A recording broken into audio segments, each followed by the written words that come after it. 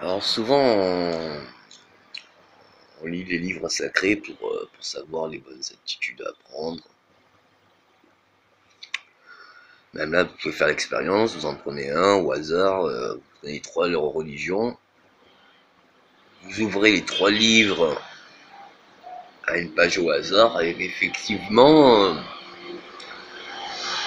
vous allez voir que vous comprenez ce que vous lisez, pas par la compréhension du texte, mais par la compréhension du vécu de l'émotion, carrément. Quoi. Vous comprenez, vous le vivez, vous l'avez vécu. Je pense que ça vous parle, quoi. C'est fondamental. Et puis donc, dans tous les livres sacrés, il est marqué, voilà, il viendra un temps défini dans un temps indéfini, qui sera définiment long durant le temps où l'homme aura le choix. Voilà. Ça dure qu'un temps le choix. Ça, on ne le dit pas au départ, mais c'est vrai, ça dure qu'un temps. Bah oui, parce qu'une fois qu'on fait, après c'est trop tard, on peut plus revenir au passé. Donc c'est une loi. Et si on reviendrait dans le passé, on serait différent nous-mêmes dans le futur. Donc du coup, c'est une loi. Et il est dit aussi un peu plus loin, tout est bien qui finit bien. Ça c'est dit. Mais il est dit certains passages, donc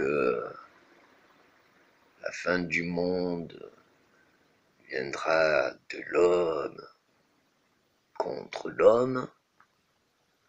Après, un peu plus loin, il est dit la fin de l'homme viendra par l'anti-homme, sous-entendu l'antéchrist. Après, il est dit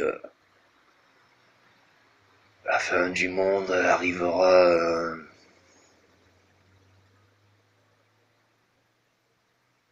par la création de l'homme. Et après, il est dit la fin des temps mettra 7 ans. Alors je sais bien que je suis un peu mal placé pour en parler, puisque il y a tant à dire, mais je me sens un peu concerné, donc du coup, comme je n'aimerais pas forcément faire exploser Terre, je me dis, voilà, j'ai vécu un enfer sur Terre, hein, c'est vraiment un enfer. Bon alors vous n'avez pas vu mort de l'éternité, je vous assure, mais enfin j'ai jamais vu un pays en paix de toute mon vie et toutes mes vies. Toujours est-il, je trouve ça peinard quand c'est en paix, quand on est en couple avec les gamins qui jouent, ici et ça, ils grandissent, on les voit, ils bossent, enfin, et ça, c'est magnifique. Ça, je l'ai jamais vécu. Donc je me dis, quitte à vivre un enfer, et que peut-être je peux pas revenir en arrière, le Vatican m'avait déjà banni, tout ça pour prouver que j'étais béni, chose qui est faite. Donc du coup, je me dis, bon, est-ce qu'on peut maintenant faire le paradis sur Terre? Dieu nous avait condamnés parce que justement on ne voulait pas respecter ses lois, pas respecter la vie, et surtout désirer son prochain plutôt que lui apporter. Est-ce qu'on pourrait s'apporter les uns des autres pour juste désirer un repos éternel dans le jardin d'Éden, au paradis, la terre? Ça serait vraiment trop con de faire tout l'univers pour se rendre compte qu'au royaume de Dieu, il n'y a rien de physique, ce ne sont que des lieux d'énergie.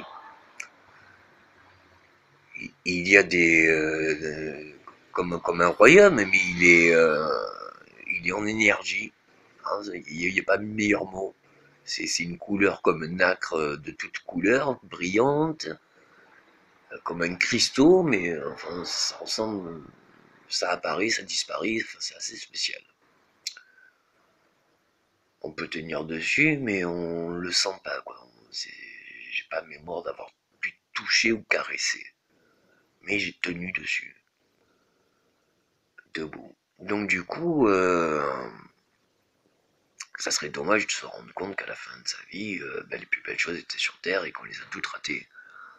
Et que on a passé une éternité sans arriver à mettre une terre d'accord. Or, nos forces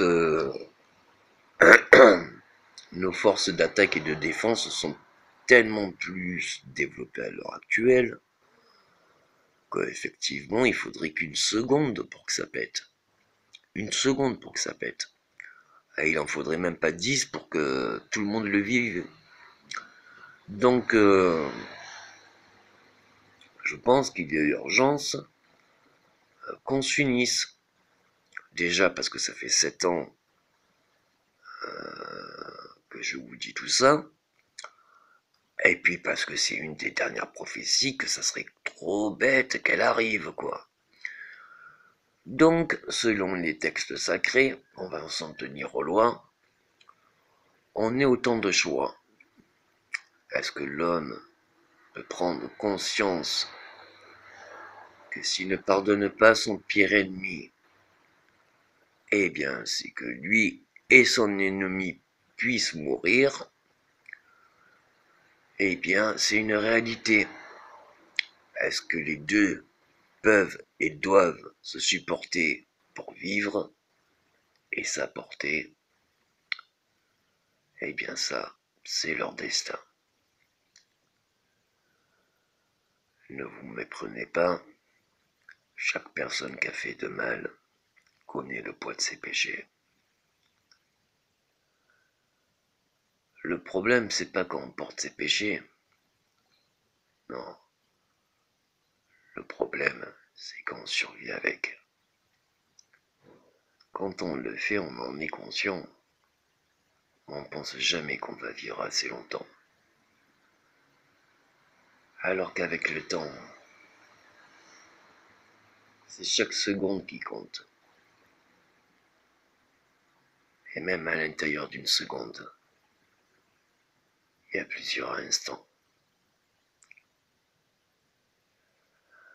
Donc pour toutes les personnes qui nous sont chères, qu'on a tous perdu au combat, dans tous les pays, dans tous les conflits, j'aimerais dès aujourd'hui que pour que chaque semaine, il y ait un jour où chaque personne puisse déposer 3 graines d'arbres fruitiers de 3 espèces, jusqu'on donne une vie à la vie qu'on a perdue.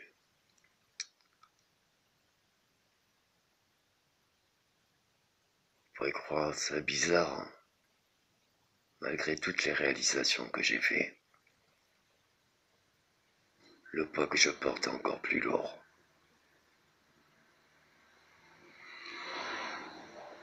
Mais vous pouvez trouver nulle part quelqu'un qui ait fait plus. Alors,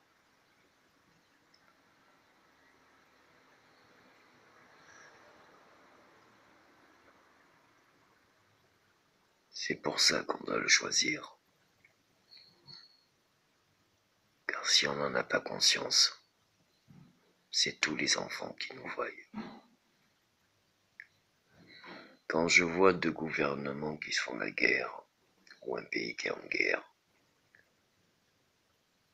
étant de recul, je me dis, c'est qu'on dirait des ados, ou plutôt des enfants, qui voudraient le même jouet, et qui voudraient pas attendre son tour.